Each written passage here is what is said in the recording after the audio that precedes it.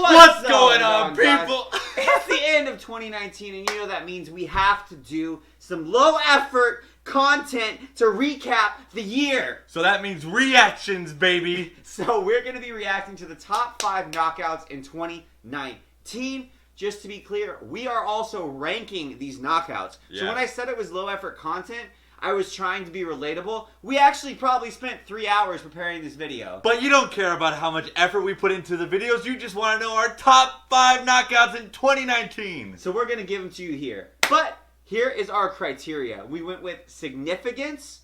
That was something that played a big factor in how we ranked them. There were some really pretty knockouts over, very low-level competition. We just said, no, it doesn't matter how pretty it is. We need good opposition, and we considered significance of the knockout as well, and the rankings and how that fit in with the overall title shot and all that stuff. Exactly, or even maybe titles changing hands. You'll have to see. That being said, let's jump into it. First up, honorable mention.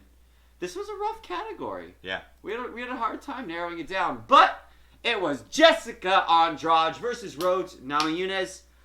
Let's just. Okay, so it was a brutal knockout, and I think the reason why this is an honorable mention is because it's not one of those clean punch KO. Yeah. But it was brutal nonetheless. Let's see. Oh, man.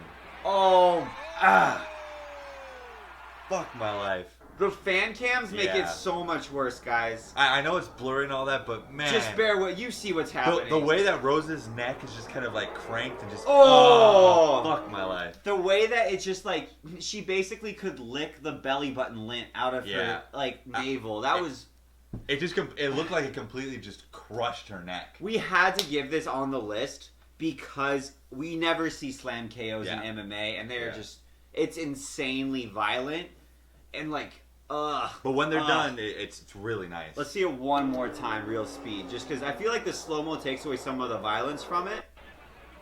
In fast motion, her head just, snaps. Oh!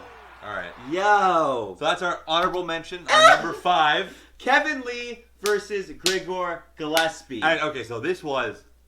I think we were arguing back and forth whether or not this should have been higher on the list. I wanted to rank it higher because this is my favorite KO on the list. Yeah. If you're just looking at things in a vacuum, I think it's the most beautiful on the list. It's just, but you made a good argument. It's not that these guys aren't high level or anything like that, but Kevin Lee, it was really significant for Kevin Lee, but not for the division. It sort of sends Kevin Lee back to being a contender, right? It's just compared to you guys will see, compared to the other ones on the list, the significance wasn't there. Yep. Even though for me, it's beautiful. And Grigor Gillespie, we're not saying that he was a shit opponent or anything like that. It's just that there were only 5 that we could pick, so we were being so damn nitpicky, man. Yep. Oh, let's watch. This is.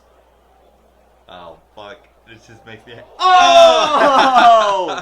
Fuck, man. That kick is just so gorgeous. That is gorgeous. so gorgeous. It's so gorgeous. And the way he walks off makes it so much worse, right?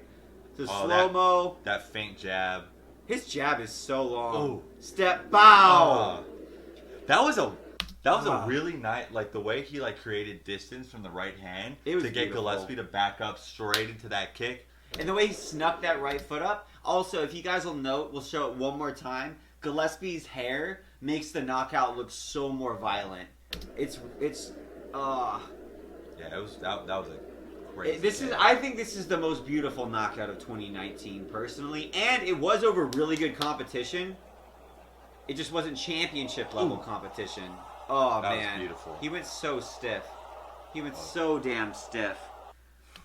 Number 4, your boy Justin Gaethje versus Edson Barbosa. Yeah, so this one was definitely it was such a beautiful knockout. I think it's because Justin Gaethje was on a losing streak before this. It really completely changed the whole title picture at lightweight and just the whole conversation around the division. And the fact that Edson Barbosa is ranked 9 now? It's just insane. It's just after this fight. It's crazy.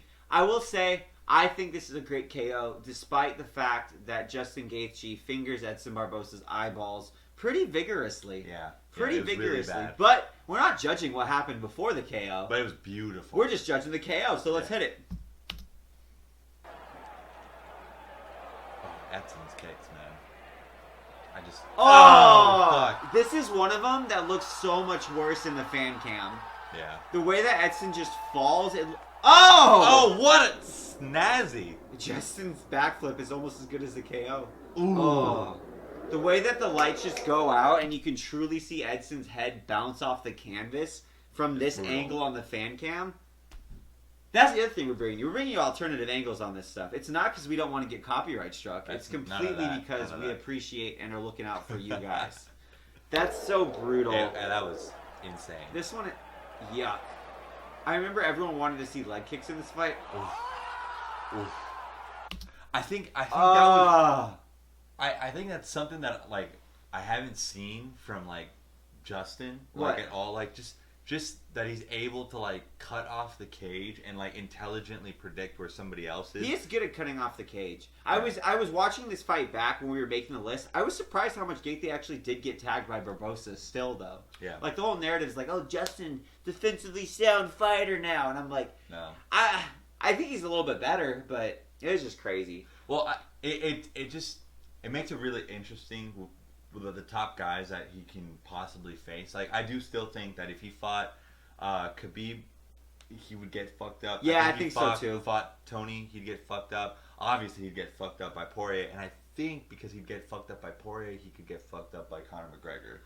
I don't really pick Justin over anybody ranked above him right now. But he's a tough sob. He could always show up and prove us wrong. That's true. Number 3, Israel Adesanya. Ooh, I dropped you. Sorry. Look at that.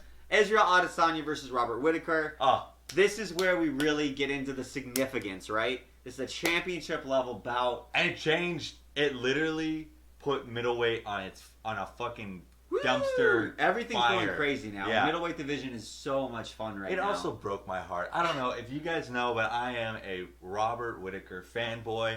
I love him so much. Yeah. He's my Reaper. And to be honest, like, this one made me really sad. It made me feel really bad because I felt like Yoel Romero really he really, like, sucked the vitality and lifeblood out of Robert Whittaker. His knees, his chin, everything. I don't know. I kind of wish Rob was taking a longer layoff before coming back. Especially against somebody like Cannonier that has so much power. It's like I really don't want to see Rob get popped again. Yeah. Yoel Romero, Israel Adesanya. No, thank you. Terrible. Yeah. Terrible. Yeah. But beautiful KO. All right. Great KO. And it's a fan cam. And let's see how my heart breaks again. He's a style bender and heartbreaker. Here we go. Oh! That head movement from Izzy is beautiful, though. That was beautiful. Oh. It's nasty. I think for me... That was a good return. Like, he countered right off the jab of Robert. He did a great job. He also resembled one of those inflatable arm floaty things. At a used car salesman? Exactly. That's why I put it on the list. Oh. His head movement was ridiculous. It was beautiful. It was beautiful. And the way that Izzy can move from the waist, I know people make this comparison a lot, but it's just, I think there aren't a lot of MMA fighters who show the torso movement. And it reminds me a lot of Anderson Silva. Yeah. Except Izzy's pulling it off against way better fighters. And he's way more defensively sound while doing it. Yeah, I think Izzy's a great champion. Although I don't know. For some reason, I still feel like Romero can beat him. Oh, Romero can beat anybody. That's why. Yeah, 100%. I would Romero could beat anybody. Like, I think Romero could beat Stipe, depending on the day. Yeah. I feel like Romero could beat Brock Lesnar. Like from the Royd days. Yeah, no, absolutely. Romero is a freak. Yeah, I think my only reservations about Izzy, because like I know he gets upset, he gets butthurt when everybody says he's a hype train, and he gets really, really sad. Well, you can't be a hype train when you're a champion. That's just the only thing. I completely agree. Yeah. But depending on how dominant he's going to be, if he's able to beat Yoel Romero, ooh, that'll be a great fight. I'm excited. Yeah. I'm super excited. It's ludicrously good. And then number 2. We've done a lot of MMA. You think it's time to switch it up a little bit? We're throwing you a curveball. We're throwing boxing. My ginger Mexican friend, which is represented by both of us, Mexican Ginger, Canelo Alvarez versus Sergey Kovalev. You thought a ginger wasn't going to be on the list? Wrong! You thought there wasn't going to be a Mexican dude on this list? Wrong! But that being said, this stands on its own.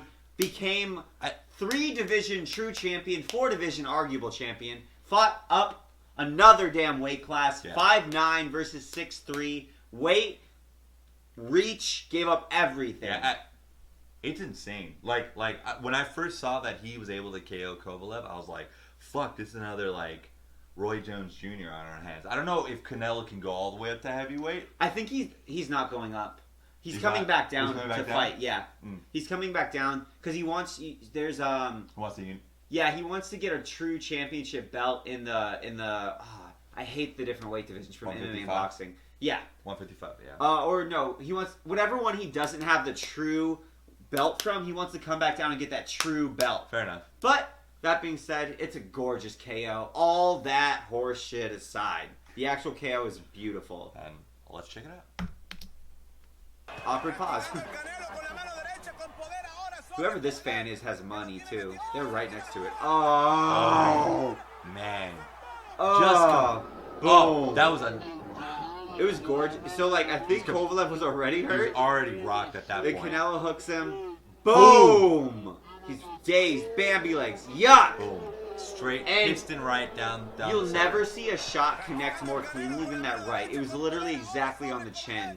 And it didn't even look like it was like powerful. It was just a nice. He was already on Bambi legs. He just boom. It was loose. It was smooth. It looked like a baseball pitch. It was gorgeous. Gorgeous executed game plan. Amazing that he got the fight. That he got it done up the division. It was just a fantastic KO, and it soundly deserves to be number 2. Yeah. It was weird, honestly, that it didn't get more hype. Just in general. It was strange. I didn't give it that much. I remember watching this in an airport the day afterwards. I almost felt because Kovalev wasn't like the Andre Ward loss, kind of like his shine was gone at that point. A little bit, but it was still just amazing. Once you saw the height difference in the ring, I was like, oh crap, this is for reals. Yeah. But then, you know what was really weird? What? Canelo and Kovalev waited in their locker room. Really? Yeah. Do you remember what they were waiting in their locker room for? No. They were waiting for the BMF belt. Are you serious? The BMF belt title fight to be finished fought. You know who won that fight? Our next fighter, who got the number 1 spot. And you guys know what this is. No one didn't see this coming. Jorge Masvidal versus Ben Askren. I think this is besides the Conor McGregor Aldo KO, this has got to be. I think that eclipses it. No, this is the fastest. Well, no. This is for sure the fastest knockout. It's just not a title fight. Like the most iconic knockout. Oh. Like I don't know. There's a lot of really good knockouts. Ever or of the decade or what? I think ever. Ever? No way. I think this is the most beautiful knockout. No way. Ever. I mean, it's crazy. And we're going to give you an angle that no one has seen before. And it's fucking brutal. It's brutal. It's a brutal angle. Yeah. And it was against Ben Askren. It really just launched Masvidal's career as a star. So significance is there. From a pop culture perspective, even Masvidal is a huge star now. It was a moment. It was a moment in MMA history. It's insane. Fighting history. It set up a completely bullshit belt, the BMF belt. Yeah. So, I mean, the KO speaks for itself. Just hit this. This is the most brutal KO on the list by a long shot. Oh, that's so nasty. Yeah, that was wild. It's so nasty. Just watch Askren go. Oh, he just. Oh. And the 2-3. Yeah. And it cuts it off. Masvidal was celebrating hard after that. You can just leave. Don't worry. And then whenever he was done celebrating, it was brutal. It was really bad. Remember he tapped next to Ben's head. Yeah, and then he went as dead as a doorknob kind of pose. That being said, guys, those are our top 5. If you disagree, you're wrong. Yeah, let us know your guys' top 5 or something that you felt like it deserved in.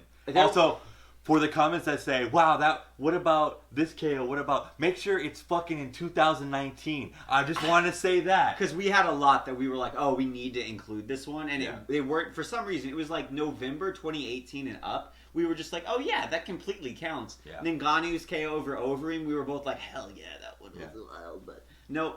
So, please come for us, tell us, but you're wrong. It's fine. That's okay. But just try. Just give it a shot. That being said, guys, we do daily videos on this channel. Fight Companion, breaking down the best stuff in MMA. Bringing you stuff. No one's seen this. Nobody's seen this. You're welcome for all these awesome angles and fan cams. So for that, give us a like. Give us a subscribe. We're a new channel, as you guys know. So check it out. We're killing the game. Pound for pound, best podcast in the world. See ya! Woo!